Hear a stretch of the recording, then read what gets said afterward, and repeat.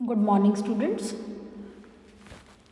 हम लोग चैप्टर 6 काया प्रारूप विकृतियाँ या सोमैटोफॉर्म डिसऑर्डर्स कर रहे हैं और काया प्रारूप विकृति का मीनिंग और काया प्रारूप विकृति के प्रकार हम लोग मीनिंग पिछले वीडियो में समझ चुके हैं और प्रकारों में हमने 4 प्रकार जो हैं काया प्रारूप विकृति के पिछले वीडियो में समझे थे। और आज हम जो इम्पॉर्टेंट टाइप है काया प्रारूप विकृति का वो है रूपांतर विकृति या रूपांतर हिस्टीरिया।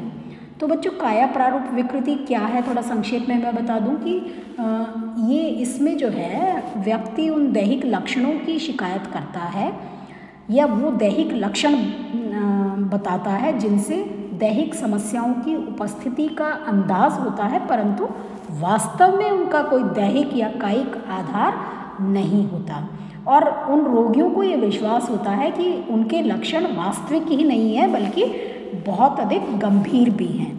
तो ये काया प्रारूप विकृति जो है जिसमें देखने में वो शिकायत करेगा कि उसको ये बीमारी हो गई है, लेकिन वास्तव में यदि उसकी जांच की जाए, मेडिकल जांच की जाए, तो उसमें कोई बीमारी जो है वो उसका कोई सबूत नहीं मिलता है।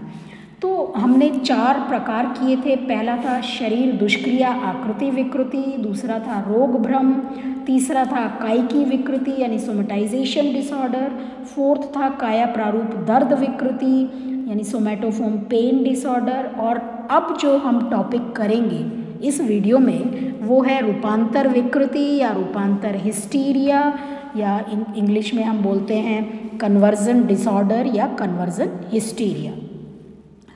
तो बच्चों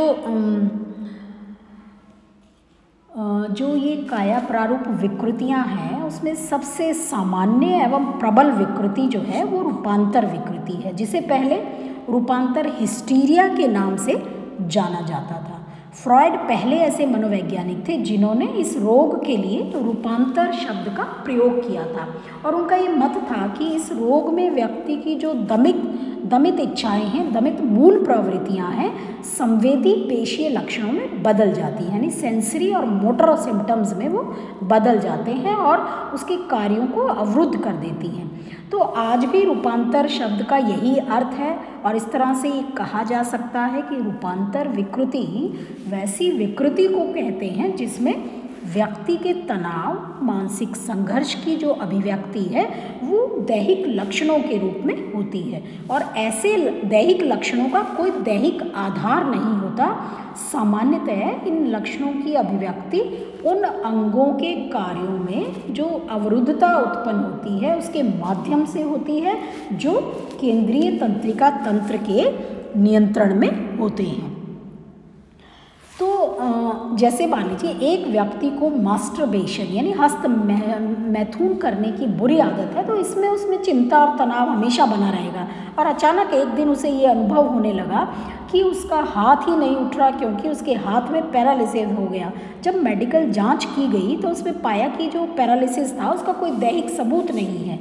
तो यहाँ व्यक्ति अपने मानसिक संघर्ष की या तनाव की अभिव्यक्ति दैहिक लक्षण या हाथ में जैसे पैरालिसिस के रूप में कर रहा है, तो ये एक रूपांतर हिस्टीरिया का एग्जाम्पल है। तो सचमुच में जो रूपांतर हिस्टीरिया है उसका अपना एक लंबा इतिहास है।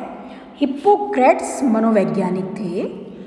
हिप्पोक्रेट्स ने इस रोग को महिलाओं का रोग कहा था, और उन्होंने ये कहा कि जो ये रोग जो है महिलाओं का रोग है जो गर्भाशय के शरीर में घूमने से होता है, यानी यूट्रस जब शरीर में घूमता है तो ये रोग उत्पन्न होता है।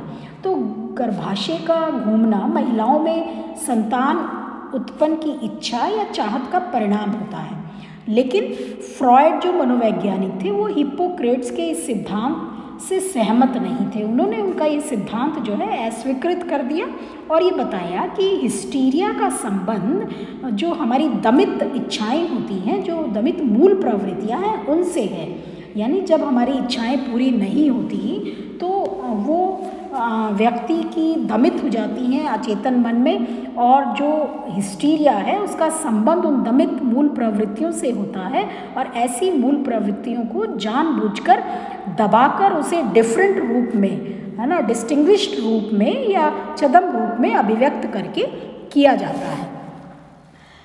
अब हम बात करेंगे नैदानिक स्वरूप की या लक्षण की। तो जो ये कन्वर्जन हिस्टीरिया है या कन्वर्जन डिसऑर्डर है, रूपांतर विकृति है, इसके लक्षणों की या क्लिनिकल पिक्चर या नैदानिक स्वरूप की हम बात करेंगे।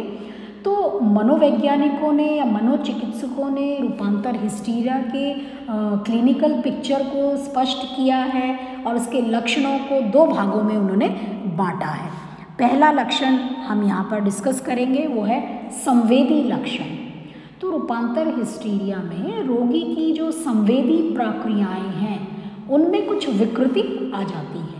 दूसरे शब्दों में हम ये कह सकते हैं कि इस रोग के रोगी की जो सेंस ऑर्गन्स हैं, जो ज्ञानेंद्रियां हैं, उनके कार्यों में कुछ विकृति आ जाती है, इसे ही हम संवेदी सिम्टम्स कहते हैं।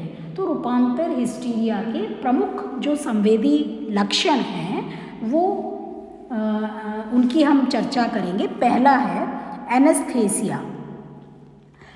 तो एनेस्थेसिया, इसमें रोगी के शरीर के किसी अंग से संवेदनशीलता जो है वो लुप्त होते हुए दिखाई पड़ती है। यानी एनेस्थीसिया में रोगी के किसी भी अंग से, शरीर के किसी भी अंग से संवेदनशीलता लुप्त होते दिखाई पड़ती है। दूसरा जो संवेदी लक्षण है उसको हम कहते हैं हाइपस्थेसिया। तो हाइपस्थेसिया में रोगी अपने शरीर से या शरीर के किसी अंग से आंशिक रूप से संवेदनशीलता लुप्त होते पाता है। यानी शरीर के किसी अंग से आंशिक रूप में, बहुत कम रूप में संवेदनशीलता को लुप्त होते। संवेदनाएं बच्चों आपको पता है 5 हमारी ज्ञानेंद्रियां हैं, आँख, कान, नाक जो है, उसके बाद त्वचा है, उसके बाद हमारी जीभ, टेस्ट है।